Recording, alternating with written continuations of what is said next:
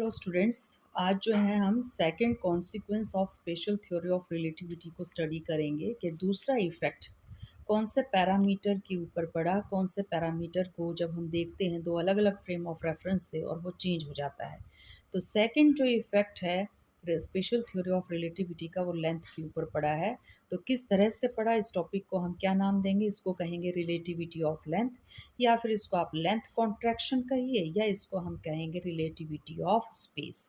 तो जब भी हम किसी को चीज़ की लेंथ को मेज़र करते हैं तो देखिए क्या करना पड़ेगा हमें।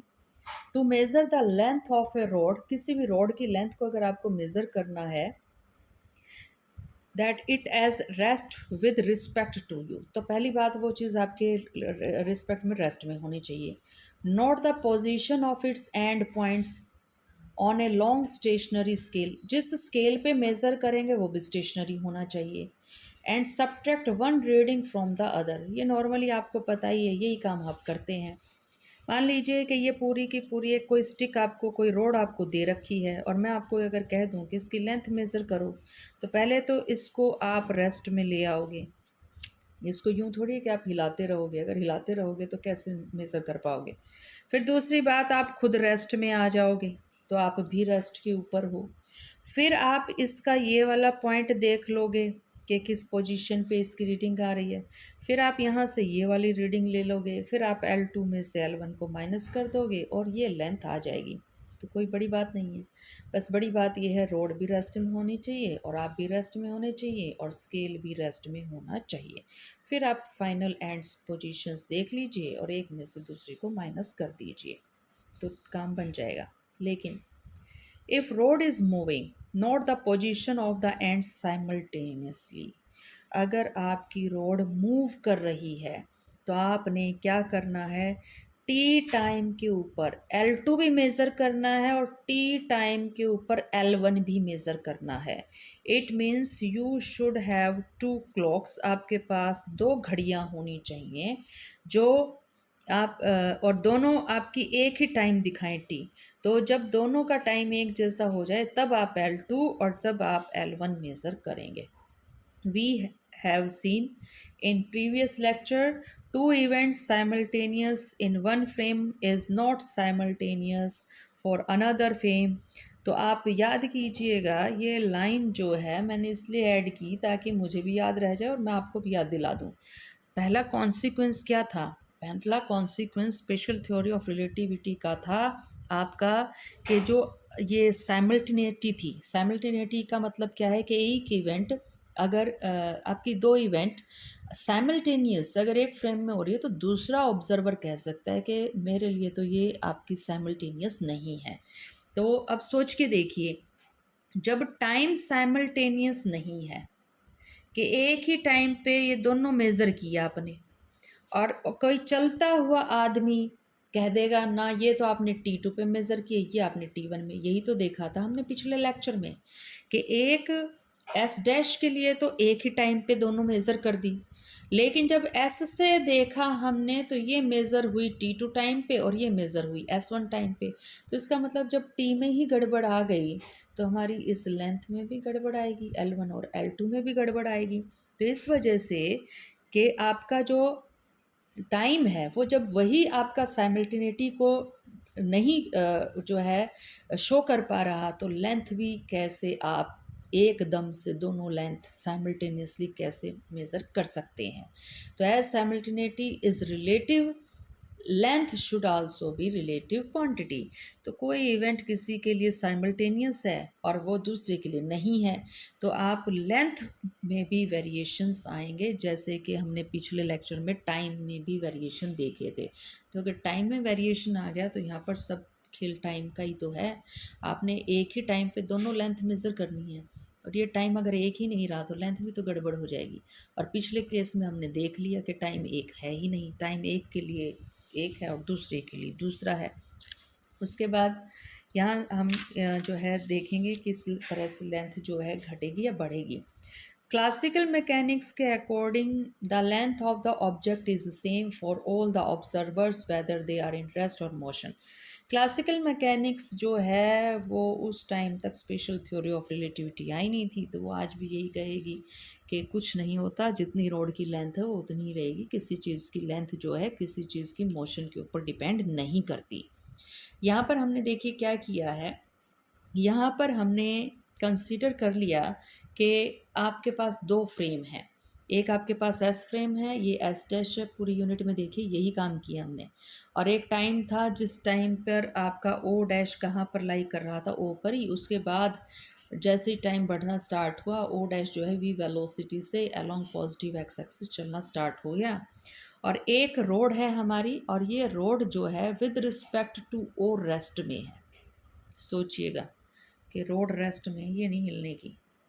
तो अब ये ओ डैश तो आगे चले जा रहा है, तो ओ डैश कब ये यहाँ पर भी आएगा, यहाँ पे भी आएगा, तो ओ डैश के लिए तो ये जो आपका रोड है ये किस में आ जाएगा, मोशन में। इसकी पोजीशन तो चेंज हो रही है, तो with respect to O dash तो हम नहीं देखेंगे।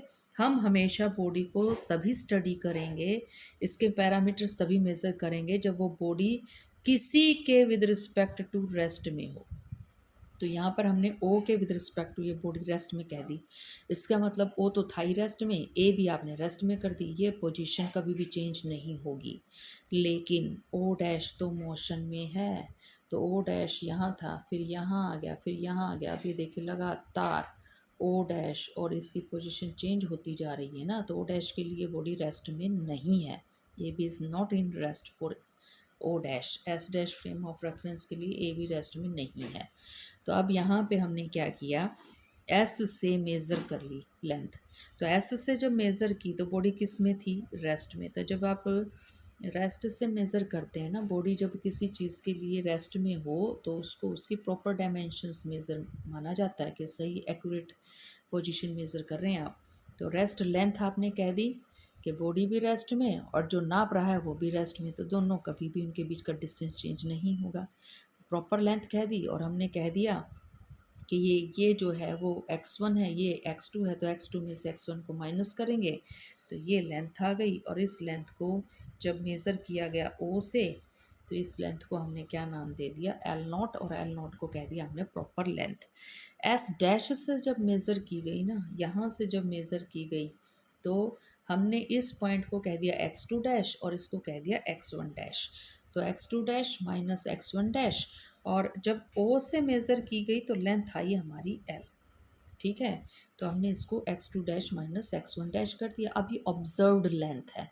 अब क्यों कहा ऑब्जर्व्ड लेंथ, O डैश चले जा रहा है, ए बी रेस्ट में, इन दोनों के बीच का डिस्टेंस लगातार वेरी कर रहा है, ये एक दूसरे के रिस्पेक्ट टू रेस्ट में नहीं है।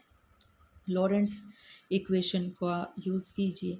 लॉरेंट्स इक्वेशन के according x1 is equal to x1 dash plus v t dash, और याद कीजिएगा मल्टीप्लाई में k था, तो k की जगह 1/√1 - v² अपॉन c² रख दिया।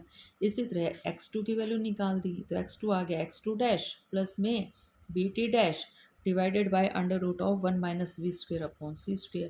हमें तो लेंथ निकालनी है, तो x2 में से x1 को माइनस कर दीजिए, तो x2 में से x1 को माइनस करेंगे तो जब आप ये माइनस करेंगे तो we t dash positive, we t dash negative, cancel out आएगा क्या, x2 dash minus x1 dash, और डिवीज़न में आपके पास √1 - v²/c², दोनों जगह कॉमन आ जाएगा। इस x2 माइनस x1 डैश को हमने क्या कंसीडर किया था, इसको हमने L कंसीडर किया था, तो इसको हमने रख दिया L। तो L तो आपका ये आ गया, ये आपका L0 आ गया। L0 वो लेंथ है जब रोड को रेस्ट में नापा गया है, जो नाप रहा है वो भी रेस्ट में है, रोड भी रेस्ट में। L वो लेंथ है जब रोड को एक मूविंग ऑब्जर्वर ने नापा था, O डैश ने नापा था, तो L0 और ये L। और अगर आप यहाँ ध्यान दें तो ये आपका V/C हमेशा 1 से आएगा छोटा, 1 में से माइनस करेंगे तो ये ओवरऑल जो फिगर रहेगी ये आएगी 1 से छोटी। ये जितनी ज़्यादा छोटी होगी उतना ही ये L को भी क्या कर देगी, आपके कम कर देगी। तो देखिए कैसे, L0 ये वैल्यू आपके पास हमेशा 1 से क्या आएगी, छोटी, तो मल्टीप्लाई बाय, और पॉइंट्स में, ये पॉइंट्स में L0 को मल्टीप्लाई करवाओगे तो आपके पास जो L आ रहा है, L is always less than L naught, हमेशा ही छोटा आएगा। इसका मतलब एक रोड जो हमें रेस्ट में बड़ी नज़र आ रही थी, अगर उसी रोड को हम वी वेलोसिटी से मूव करवा दें तो छोटी हो जाएगी। आपने और तेज़ भगा दिया, 2v से भगा दिया, 10v से भगा दिया, तो आपकी ये रोड और छोटी होती चली जाएगी। तो this is Lorentz consequence of special theory of relativity. और ये फ़र्क पड़ा हमारी किस चीज़ के ऊपर, लेंथ के ऊपर पड़ा। तो आप इसको ऐसे भी लिख सकते हैं, L is equal to L naught, यहाँ पर क्या था, √1 minus v square upon c square, उसको आप 1/k लिख दीजिए कि यही तो है 1/√1 minus v square upon c square. v is very less than c।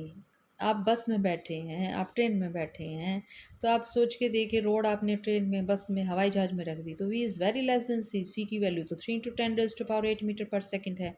तो आपको पता है ये आपका जो वैल्यू है k की वैल्यू, ये हमेशा 1 से बड़ी आएगी। अगर k की वैल्यू हमेशा 1 से बड़ी आए तो something upon k that is less, तो ये कम आएगा। तो यहाँ से भी आप कह सकते हैं। तो hence L is less than L naught, हमेशा आपकी मूविंग बॉडी की लेंथ रेस्ट बॉडी की लेंथ से कम आएगी। तो अब यहाँ पर एक मज़ेदार बात ये हो सकती है, एक मोटा आदमी है और उसको पतला होना है। पतला होने के लिए उसको क्या करना पड़ेगा, वी वेलोसिटी से भागना पड़ेगा। इस डायरेक्शन में पतला होगा ना, अलॉन्ग द डायमीटर, तो भागेगा ना, तो वो, और ये तो नहीं चेंज होगा क्योंकि हम यूँ नहीं भगा रहे इसको, तो ये हाइट तो चेंज नहीं होगी। चेंज वही डायमेंशन होती हैं जिस डायमेंशन के अलॉन्ग आप भाग रहे हैं। तो ये तो हाइट तो यूँ की यूँ रहेगी। तो ये देखिए पतला हो गया, इसको और तेज भगा दीजिए, और तेज भगा दोगे ना और पतला हो जाएगा। तो अब अगर हेल्दी बंदा है तो उसको डाइटिंग वगैरह कुछ नहीं करनी, स्पेशल थ्योरी ऑफ रिलेटिविटी का यूज़ करे, और वो देखते देखते देखने वाली की नज़र उसको पतला देख लेगी।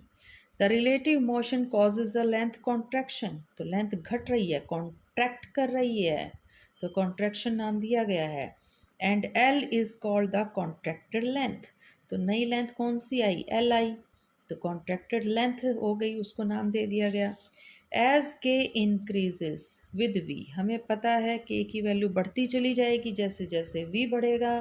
तो जैसे जैसे वी बढ़ेगा, मैंने आप लोगों को पहले ही बता दिया, ये आप घटते जा रहे हैं, घटते जा रहे हैं, तो इसका मतलब लेंथ की कॉन्ट्रैक्शन क्या करती जा रही है, बढ़ती जा रही है। तो ये मैं कह रही हूँ घटते जा रहे हैं, आप कह रहे हैं बढ़ते जा रहे हैं, ये कैसे हो रहा है भाई, चेंज देखो ना। एल नॉट से एल आ गए, फिर एल डैश आ गए, फिर एल डबल डैश आ गए। एल डबल डैश वाला ज़्यादा नहीं घट गया, एल डैश वाला कम घटा है, और ये एल वाला और कम घटा है। तो कॉन्ट्रैक्शन सबसे ज़्यादा कहाँ हुई है, एल डबल डैश में ही तो हुई है। और एल डबल डैश क्या कर रहा था, बहुत तेज़ भाग रहा था। तो जो जितना तेज़ भागेगा लेंथ में कॉन्ट्रैक्शन उतनी ही जल्दी आएंगी। The length L naught of an object measure in the rest frame of the object, ध्यान में रखिएगा, लेंथ एल नॉट उसी को कहोगे जब वो बॉडी रेस्ट में है और उसको देखने वाला भी रेस्ट में है। तो दोनों चीज़ें रेस्ट में होनी चाहिए। अब क्वेश्चन देखिए, length contraction occurs only along the direction of relative motion. आपको अभी बताया कि आप ए बी घटा रहे हैं या सी डी घटा रहे हैं, कौन सी चीज़ घटा रहे हैं, आप घटा रहे हैं सी डी, तो सी डी के अलोंग मूव कीजिए। और अगर आपको ए बी घटानी है ना, तो ए बी के अलोंग मूव कीजिए। तो जिस डायमेंशन के अक्रॉस आप मूव करेंगे ना, उसी लेंथ में कॉन्ट्रैक्शन, उसी लेंथ में कमी आएगी। अब अभी हमने कहा था कि एक हेल्दी बंदा जो है बिल्कुल ही पतला हो गया।